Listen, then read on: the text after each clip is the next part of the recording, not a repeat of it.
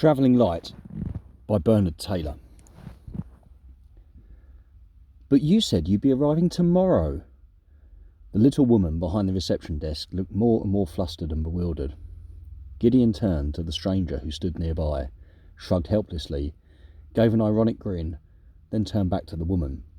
She looked at him anxiously through her thick lens spectacles. No, Gideon said patiently. I wrote to say that I would be getting here today. My wife would be arriving tomorrow, but I'd be here today. I told you. I thought I made it perfectly clear. His voice trailed off in the face of her helpless, wide-eyed inadequacy. I'm sorry, she murmured. She seemed almost on the point of tears. I really am sorry. I don't know how there came to be such a mix-up. She shook her head. And there's nothing at all available for tonight. At these last words, the stranger took an anxious step forward, opening his mouth to speak. Quickly the woman forestalled him. Oh, we've got your room, Mr. Travers. The man sighed, smiled, relaxing. The little woman went on.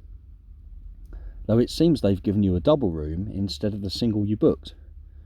Weakly she smiled away the inefficiency. Of course, we won't charge you for the full rate. Gideon was stooping, picking up his suitcases. Now he'd have to start searching the hotels in the area. It was a bloody nuisance. And then the woman spoke again, her voice bright with inspiration. The room does have 2 beds in it. Her suggestion hung in the air. She looked eagerly from one man to the other. Travers at once took up the idea. He spoke for the first time. His voice, with its strong Scottish accent, taking Gideon by surprise.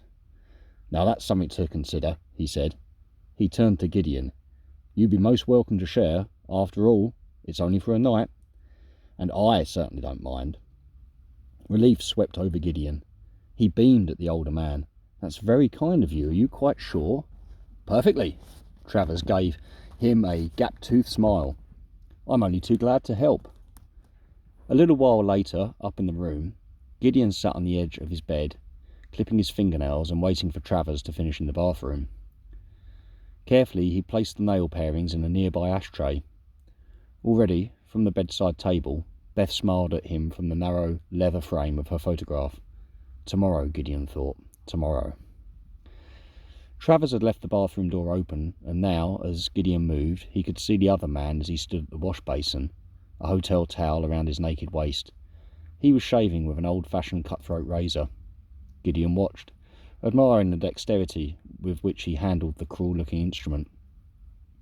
It's years since I saw anyone use one of those, Gideon said, outside the barber's. You can't beat it, Travers said. Neatly he skimmed the blade over his prominent Adam's apple. It does the best job by far. Gideon said, grimacing, It makes me think of those terrible murders that have been going on. The wife slayings, Travers said. Yes, very strange business. Just imagine, Gideon said. 7 killings, all practically identical in pattern, all carried out in full view of reliable witnesses, and in each case by the victim's husband. He shuddered. It's like some awful disease. Terrifying thought. He shuddered again. Imagine 7 of them.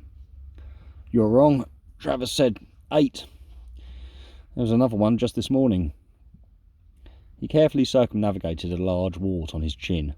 Just like all the others, her throat cut from ear to ear, head almost severed from the body. Took place in the street this time, Brighton. Husband arrested again. There were plenty of witnesses, as usual. Gideon continued to watch as, with sensitive fingers, Travers tested the smoothness of his jaw. He was not a particularly attractive specimen, Gideon thought. The man's skin was unusually pallid, looking as though it was never exposed to the sun. It had a protective, preserved look about it. Over the white flesh of his chest grew a mat of short, spiky hair. Like his eyebrows, eyelashes and the hair on his head, all of a light, sandy redness. And then, suddenly, Gideon was aware of Travers' pale eyes fixed upon him. Embarrassed, he looked away. So your wife's joining you tomorrow, Travers said. Yes, Gideon nodded happily. He and Beth had been apart for 3 months now, and these last days seemed never-ending.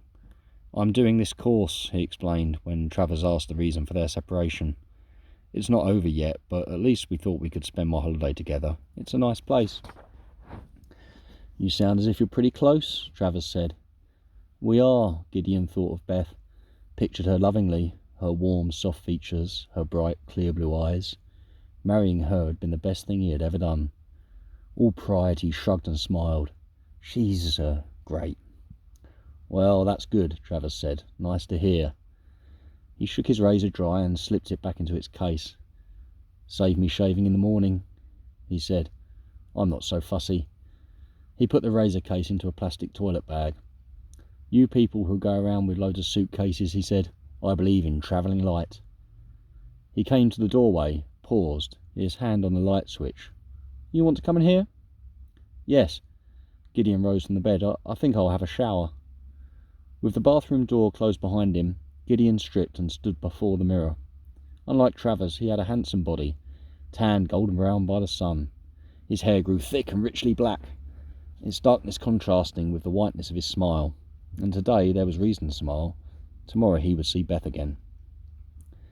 Later, when he emerged from the bathroom, he found Travers lying back smoking a cigarette. Gideon lay down on his own bed, a toweling robe around him. God, I'm tired, he said. All that travelling. The heat. I think I'll sleep for a while. What time are you expecting your wife? Travers asked. He was studying the small photograph of Beth. Early? At 10 tomorrow morning, Gideon said. Somehow he resented Travers handling the framed picture. He watched him anxiously. She's very pretty, Travers said. Yes. Are you meeting her at the station? No, here, down in the foyer. She wasn't sure which train she'd managed, so he paused. It was her idea. With some relief, he watched as Travers replaced the photograph on the bedside table. He yawned. You do seem somewhat tired, Travers said. Yes, Gideon nodded again, yawning. He turned, smiling, stretching out full length on the bed. 10 minutes later, he was asleep. When Travers leaned over him to clip from his head a lock of hair, Gideon almost awoke. For a moment he stirred uneasily, a frown creasing the smoothness of his tanned forehead. His mouth opened slightly in a silent, unknowing protest, and then he sank again, back into his slumber. Travers, standing above him, held the lock of hair in his hand. He added it to the little collection of nail parings he had taken from the ashtray. He smiled. It would be quite enough. In the morning, when Gideon awoke, Travers was still asleep. The shape of him was just visible in the dim daylight as he lay bundled up under the bed covers. Moving to the bathroom, Gideon turned on the water to wash. He felt odd, almost as if he was suffering from a hangover. But that couldn't be. He'd had nothing to drink the night before. The hot water gushed from the tap, clouding the glass. Yawning, Gideon switched on the light and rubbed a clear circle on the glass. And then his heart turned over.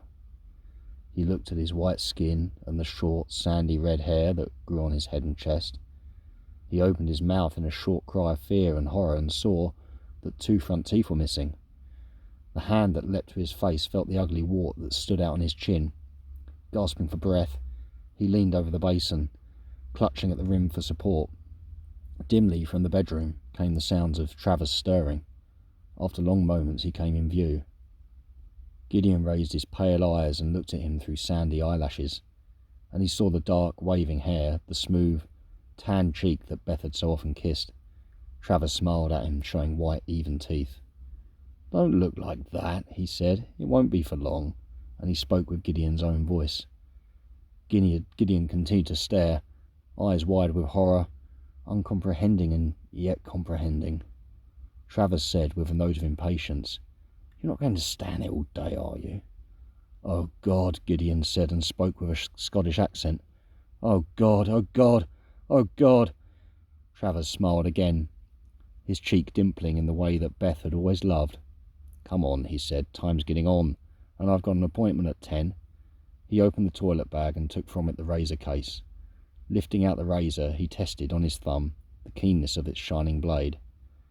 Come on, he said, I've got to meet a lady down in the foyer. He gave Gideon a grotesque wink. I mustn't keep her waiting.